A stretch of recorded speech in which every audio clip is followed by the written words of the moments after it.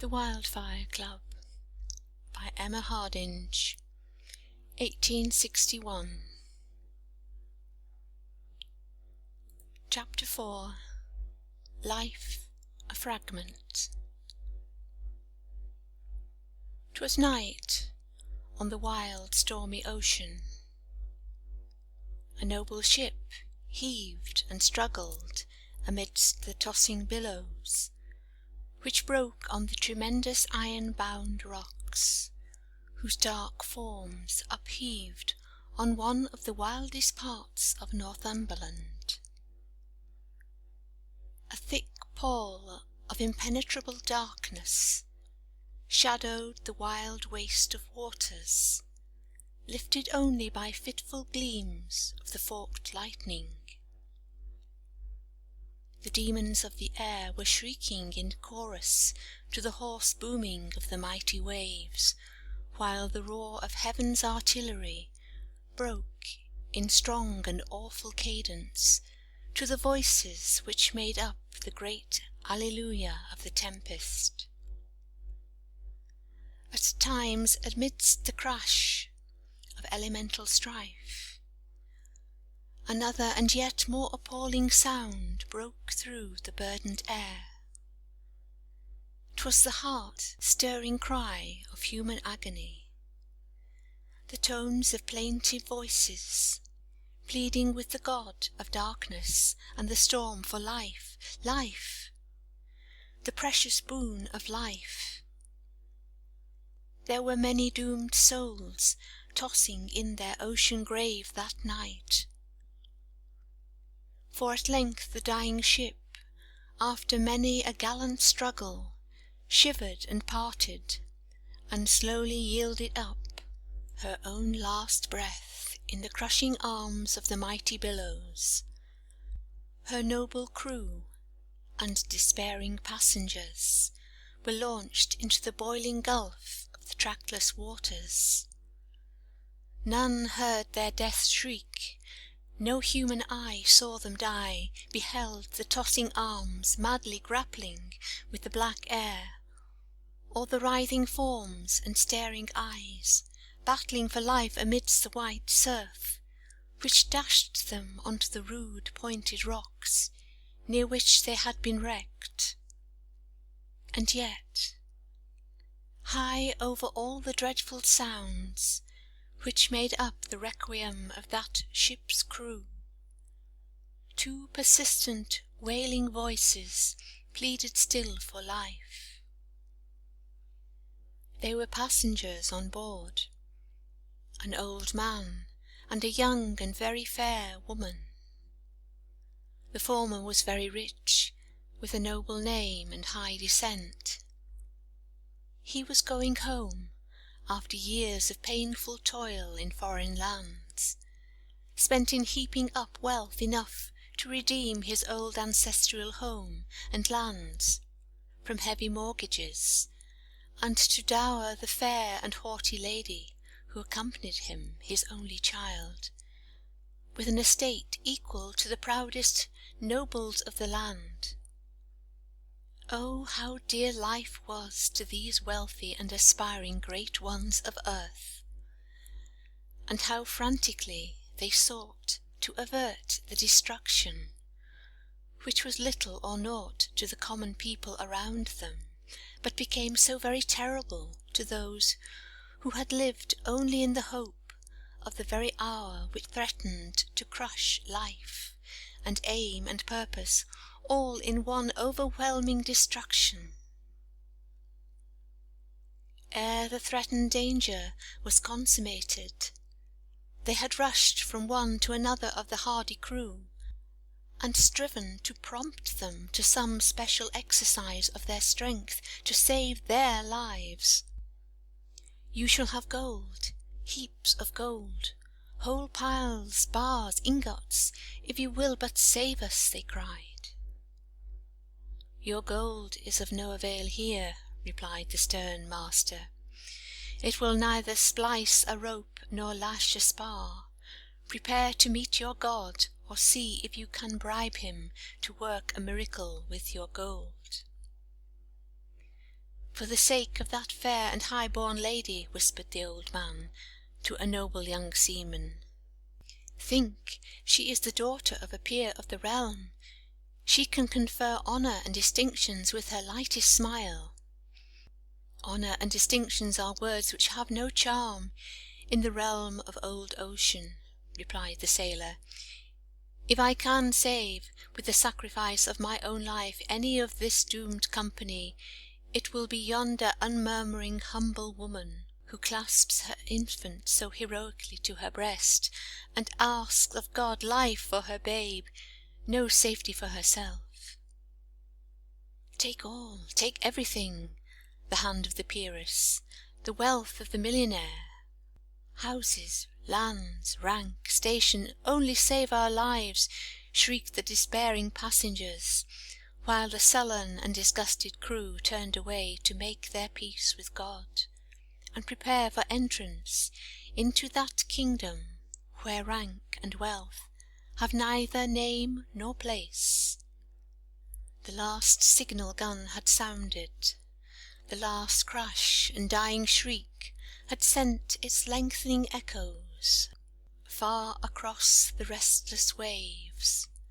The moaning tempest had hushed itself into sleep, and the leaden mists of a heavy morning spread like a pall over the now silent expanse of the deep. The noble ship and her gallant crew had passed from mortal view for ever. The secret of their fate was entombed in the fathomless depths of the ocean, to be revealed only when the sea shall give up the mystery of her trackless kingdom of death.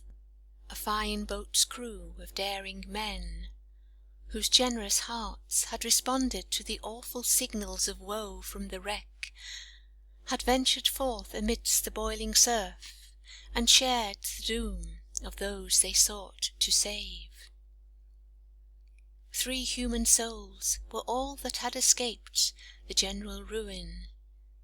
These were the leader of the boat's crew, a brave old seaman, experienced in such perilous scenes, and the eager selfish pair, who clung around him with a pertinacity which left him no alternative but to save their lives or sacrifice his own. They were safe then, safe on land too, and now, while the drenching rain fell on a wild and desolate coast, they had gained the shelter of the only hut, which broke the utter loneliness for many miles around, and now they sat by the blazing pine fire on the old fisherman's hearth, but still beneath the shadowy wing of death. A wretched wailing widow hung over the drenched and lifeless body of a precious companion who had perished in the vain attempt to save the crew of the doomed ship. His corpse now washed ashore to the very feet of the bereaved woman, had been conveyed to his humble home, and engrossed her only thought. The warm fire she had so fondly kindled to greet his return flashed in fitful gleams upon his clay-cold face, and the untasted morning's meal her loving hands had prepared stood like a ceremonial offering, waiting for the mourners to feast in honour of the silent dead.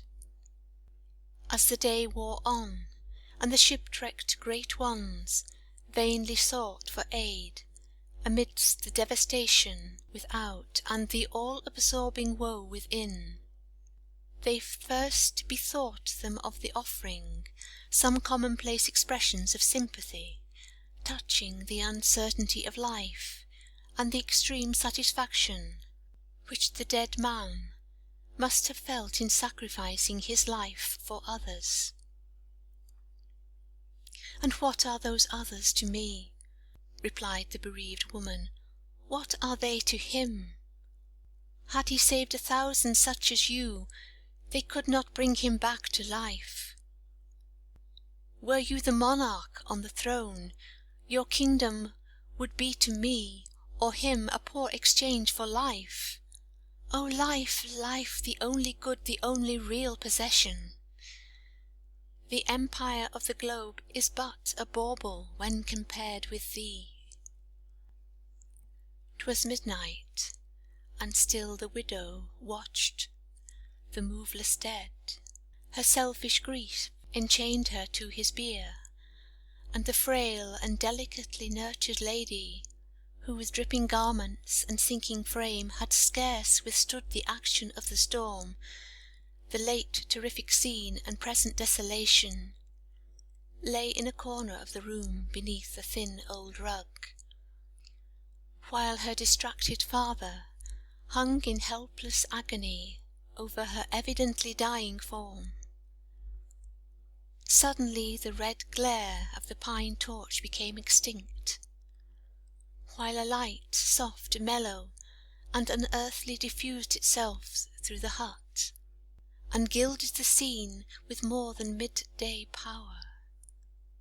A low strain of music, at first so distant that it sounded like an echo from another world, but growing nearer until it filled the whole chamber with delicious melody, crept over the listening ear, and stilled the mourners into silent transport. And now revolving mists floated around, first dimly shadowing every object to their view, then forming into a gauzy medium, in which they saw reflected a diorama of a scene more fair than mortal eyes had ever yet beheld. The fabled paradise of Persia, the Elysian fields which ancients loved to dream of. No fabled Eden ever was so fair as this most radiant landscape, while moving here and there were forms of light and joyous faces seen, whom each remembered to have perished in the storm. There was the patient mother with her smiling babe, the little ship boy, and the captain bold, each gallant mate, and last of all they saw the strong brave men who perished in the strife to save the wailing helpless shipwrecked crew. The brave young fisherman, the widow's love, with free bold step and smiling face was there, and he it was whose soft low speech was heard sounding from out the mist, the voice of one rolling borne free, clear and bell-like, through the realms of space. What cheer, dear love and worthy friends, what cheer? Why do you look to the ocean and the grave? You will not find your loved ones sleeping there. Life cannot be crushed out. We are all in life. We've but exchanged our garments and our homes. Look up, not down, if you would fathom life. Look onwards and not back, if you would see its purpose. Man of noble name and sounding title, let thy daughter go.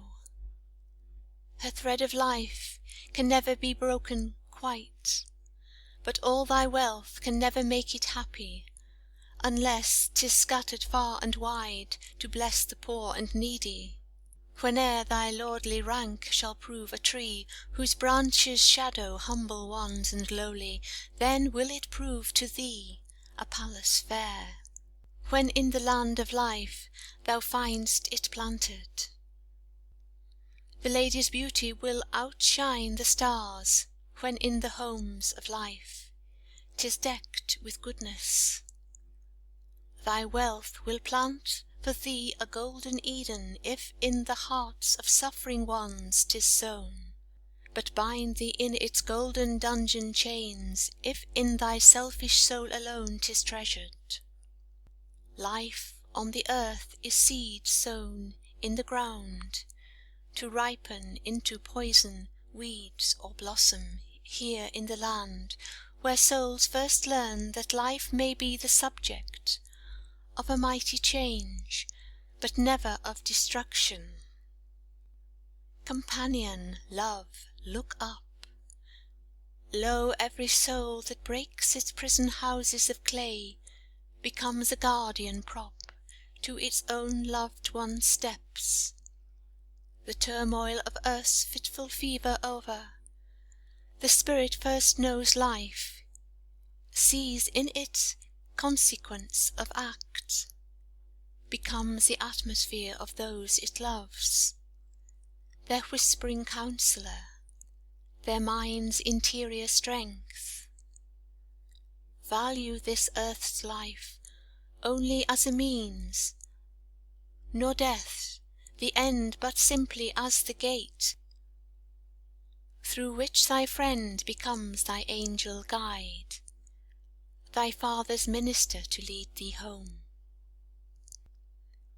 The vision melted, and the dying girl, borne by the angels home, oft whispered low, when moonbeams silvered o'er her father's head, "Father, come home, but bring with thee the wealth of widows' blessings, grateful orphans' tears, or else the life we prayed for is a wreck more terrible unto the soul than death or ocean grave."